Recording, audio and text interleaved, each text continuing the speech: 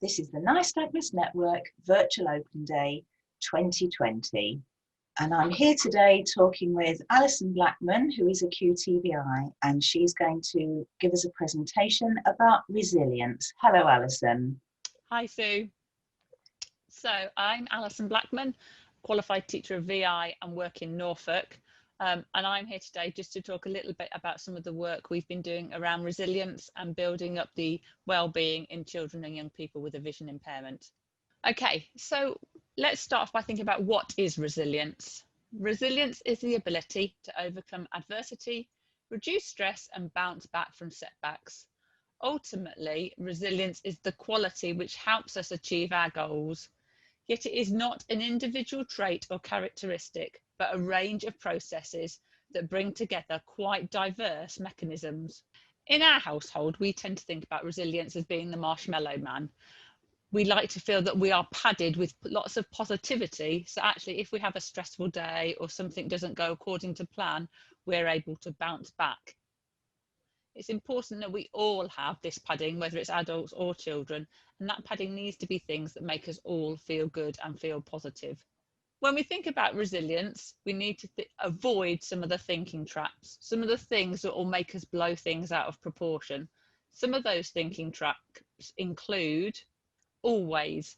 Something doesn't always happen. So actually, if our children have had a really bad day at school and they say every lesson is always like this, nothing ever gets done. Actually, is it always? Is it all the lessons? Is it for every single experience that we have in school? It's about breaking it down and making them realise it doesn't always happen. It's about looking at tunnel vision. Look at the bigger picture. What important information have you missed? So it might be that actually it was because the teacher's laptop wasn't working or technology let it down. So we need to think about the bigger picture, putting things into perspective. Don't just magnify the bad, be even-handed. Actually, the teacher did come and check in with you. They did say, was there anything I can do to help? The teaching assistant came in.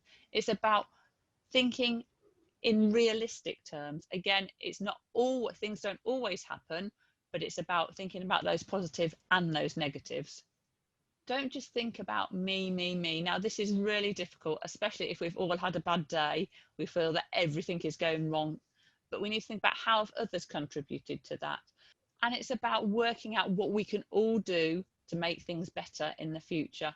This is really hard for some of our children when they're at school and they are constantly faced with barriers about their visual impairment. It's about working out what they can do to help, but also what other people can do to help them.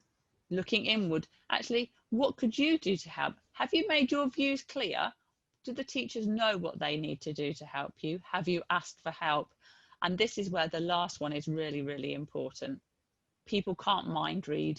We need to speak up. And that is really hard for some of our young people to have that confidence to express what they need. When we talk about this, it doesn't just mean them verbally finding the right things to say. We could help them with this. Some of our children have little cards that they can give to the teachers that remind them about what print size they need. I've got a young lady who's in year 11 and she's got a little card with her email address, so she can just give it to the teacher and then it says, please email the work to me, so she doesn't have to find that word. So what I'm going to do now is talk a little bit about a case study that we've done over the past year with a young lady called Maisie who's in year 4. Maisie's got nystagmus, and over the past few years she's had very little input from sensory support because her vision hasn't been causing her any difficulties in school. She's been able to read standard sized books, but as she's gone up through primary school, the text in those books have got smaller, the workload has increased, and as a result she's started to find it really hard. Her friends have started calling her names because her nystagmus has increased and her eye wobble has got worse. And Maisie doesn't really understand why they've started calling her names. There's also been a change in her functional vision. So actually before, she's been fine reading books. She's been fine writing, asking her to make sure she writes with smaller writing. They're a bit more fussy about her making sure she writes on the lines, and they're giving her a lot more information that she needs to read and concentrate on. And this is having a huge impact on her self-confidence. So what we did was we did a 6-week program of work with Maisie, and we started on things that she's good at, and then we've gradually looked at different things. This was what we started. The first week we sat down with Maisie and we said, right, let's think about what you're good at. Let's think about that padding in your marshmallow. What makes you feel good? What makes you feel positive? Maisie said she loves food. So rather than just eating food, we've got Maisie involved with making. We've done some independent living skills work with her. We've got her involved in baking. Maisie also loves gymnastics. So because this lesson focused on her feeling positive, I didn't worry about the way she spelt the word gymnastics. This was about her feeling positive and feeling good. So we've got Mum to take photos of Maisie doing gymnastics and videos. She also loves drawing. So over the subsequent weeks, we made sure that she used drawing as a way to communicate and share her ideas. She loves dancing. So again, we got Mum to take some photos of her dancing, and she loves playing hide and seek. So we got her to play games with her brothers and her cousins, and for her to really think of good places to hide. What we then did was, over subsequent weeks, we talked about things that are a little bit more challenging. We started off the lessons by looking at the photos that parents had sent in to us. We then talked about some of the difficulties that Maisie was having in school. We spent time talking to Maisie about her visual impairment and her nystagmus, and for her to understand that actually her nystagmus gets worse when she gets tired. So it's really important that the teachers understand what they need to be doing to make things more accessible to her. We then decided, with Maisie's help, that doing a presentation for school would be really beneficial. So she worked with one of our teaching assistants to include the things that Maisie's good at. So she included the photos of her doing gymnastics, she included the photos of her doing dance and some of her cooking, and she created a presentation that she shared in assembly.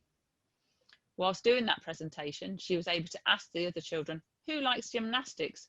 Who likes dancing? Who likes eating food? And obviously lots of hands went up.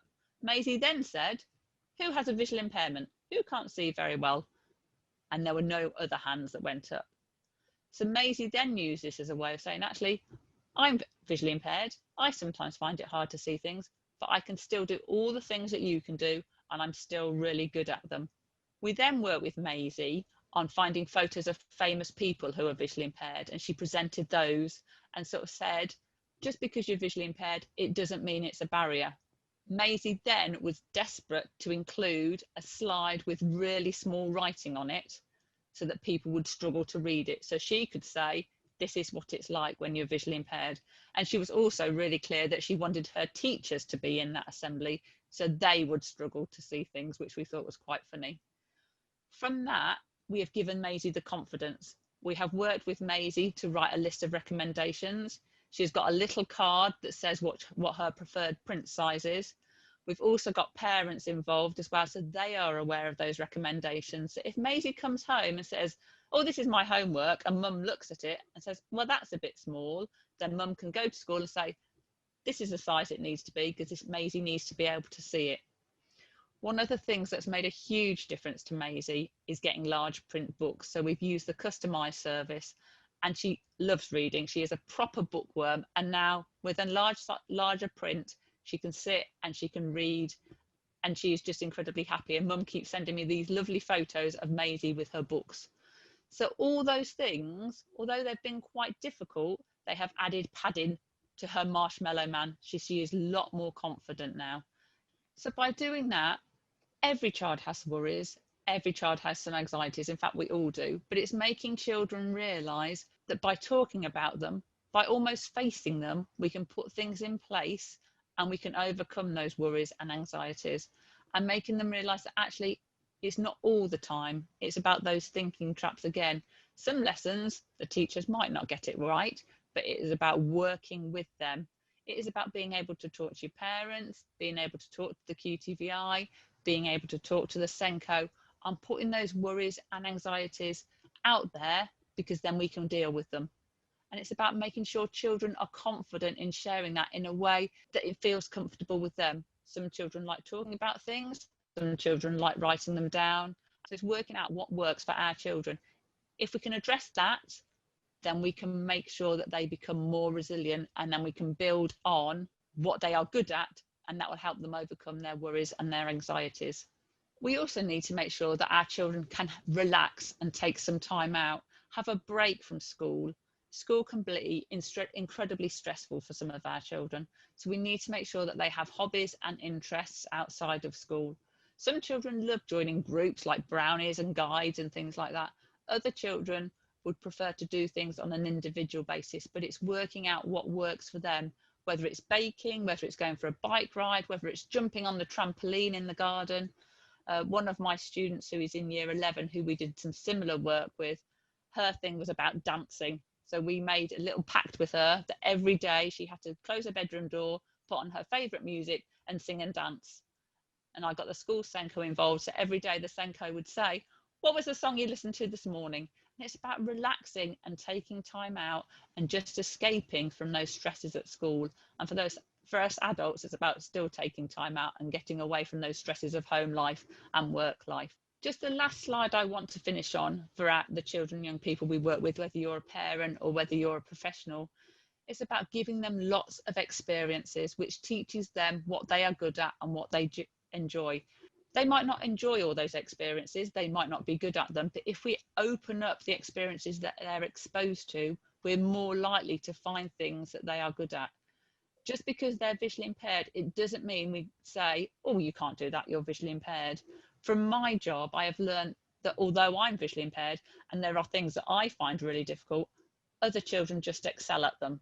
I've got a girl with nystagmus and albinism who's at college studying art, and it's just amazing. Her pictures are phenomenal, whereas my children laugh at me if I draw pictures.